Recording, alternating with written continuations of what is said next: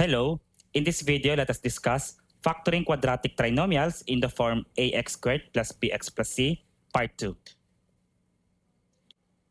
A while ago, we have made a video discussing this topic, but this time we will do it again but using a different approach or different solution. For example, let us factor 7x squared minus 19x and then minus 6. Okay, again, this is in the form of ax squared plus bx plus c, wherein a, the leading coefficient, is 7. So a equals 7, while the constant term is negative 6. And we have to multiply it, is equal to 7 times negative 6, that's negative 42. Alright, so in this solution, the next step is to rewrite. First, the leading coefficient 7, let's remove that. So we have x squared and then minus 19x. And this negative 6 right here, the constant term, let's replace it with AC instead, negative 42. So minus 42.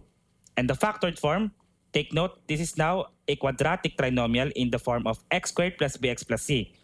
So the factored form is the product of two binomials wherein the first terms are x. Next, the constant term, negative 42, let us write here, minus 42. Let us write down all of the factors. We have 21 times negative 2, negative 21 times 2. What else?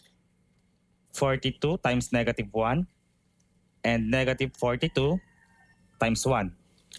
And among this list of factors, the one that has a sum of negative 19 is negative 21 and 2. Let us write minus 21 and then plus 2. Negative 21 and 2. Now, since we have removed the leading coefficient from earlier, we will now return it back. So this negative 21, let's divide it by 7 and also 2 over 7. And let us see if they are reducible. So negative 21 divided by 7 is negative 3. Therefore, we have x minus 3. How about the other one? 2 over 7 cannot be reduced. So instead, this 7, we will place it as a coefficient of x such that we have 7x and then copy plus 2. And this is our factored form.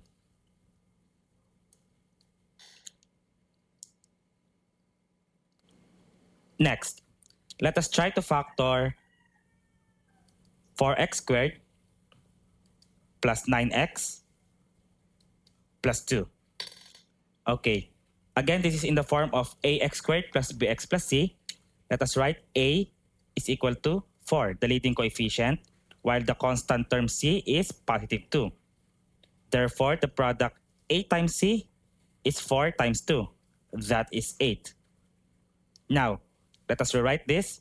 Let's remove the leading coefficient 4. X squared plus 9x and then replace the constant term 2 with ac. So plus 8. And we know the factored form. Product of two binomials wherein the first terms are both x. Now, we have to consider the constant term that is positive 8. So positive 8. What are the factors of positive 8? We have 4 times 2, negative 4 times negative 2, 8 times 1, negative 8 times negative 1. And the pair of factors that has a sum of positive 9 is 8 and 1. Let us write here, plus 8 and then plus 1. Now, let us divide both of these values by the leading coefficient 4. Divide by 4, divide by 4. Now let us simplify if possible. We have x plus 8 divided by 4 is 2.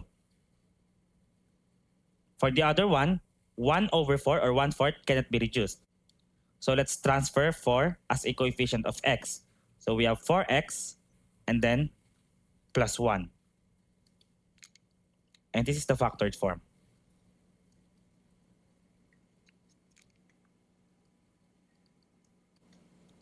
Next, let us factor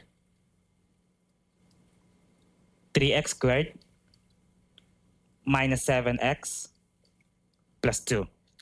Okay, the leading coefficient A is equal to 3, while the constant term is positive 2.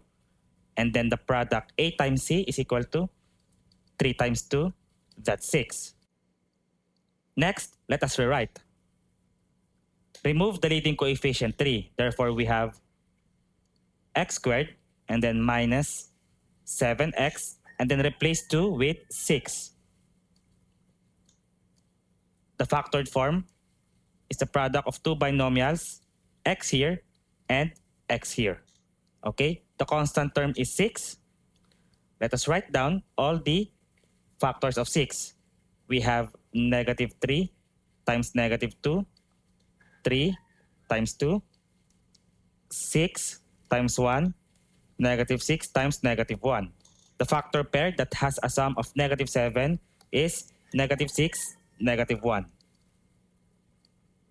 Therefore, we will write here minus 6, minus 1.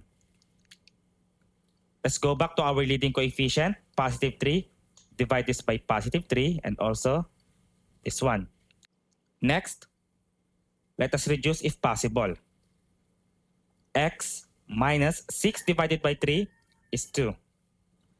And 1 over 3 cannot be reduced. So this 3 should become the coefficient of x, such that we have 3x minus 1.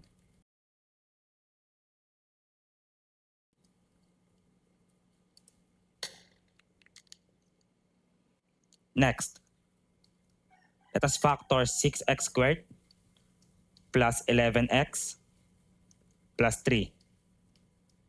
The leading coefficient A is 6. The constant term is positive 3. The product A times C is equal to 6 times 3, that's 18. Now let us rewrite this. Let us remove the leading coefficient.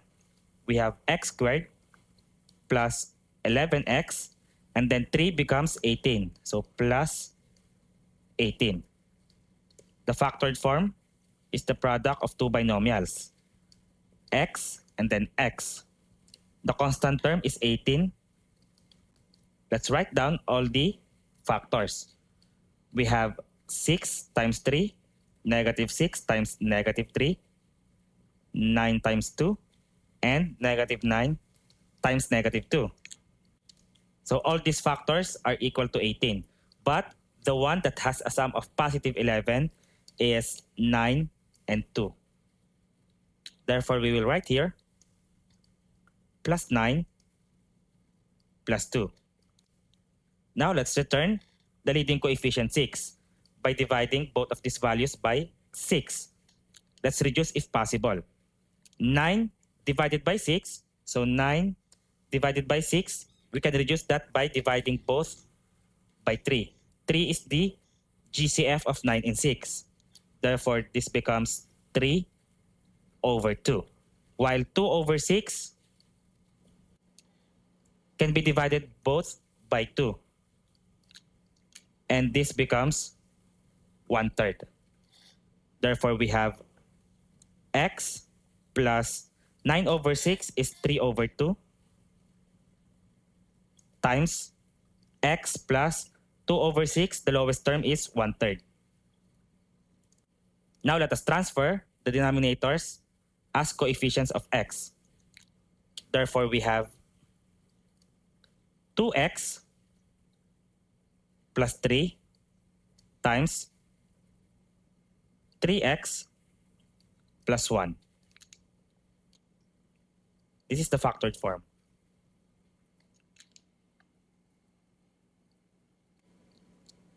Let us try one more. Let us factor 8x squared minus 14x plus 3.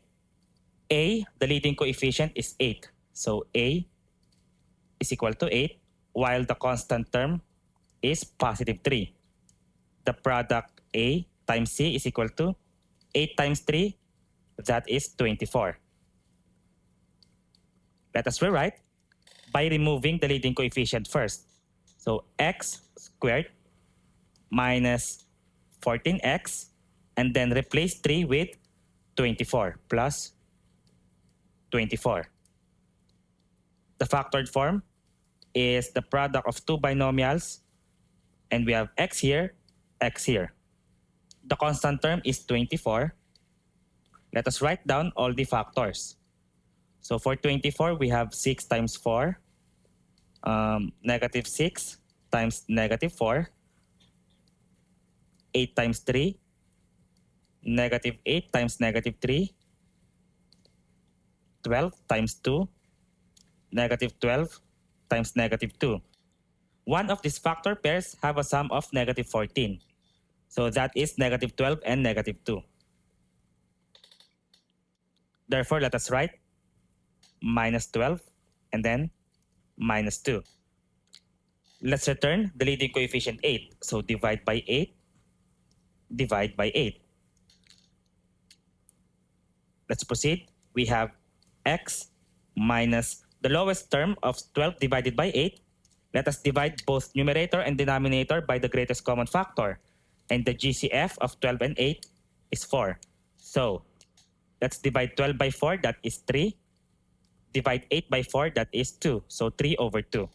Also, 2 and 8, the GCF is 2. 2 divided by 2 is 1. 8 divided by 2 is 4. So we have 1/4. Minus 3 over 2 times x minus 1/4. And the last step is to transfer the denominators as coefficients of x. Therefore, we have 2x minus 3 times 4x minus 1. And that is our final factored form.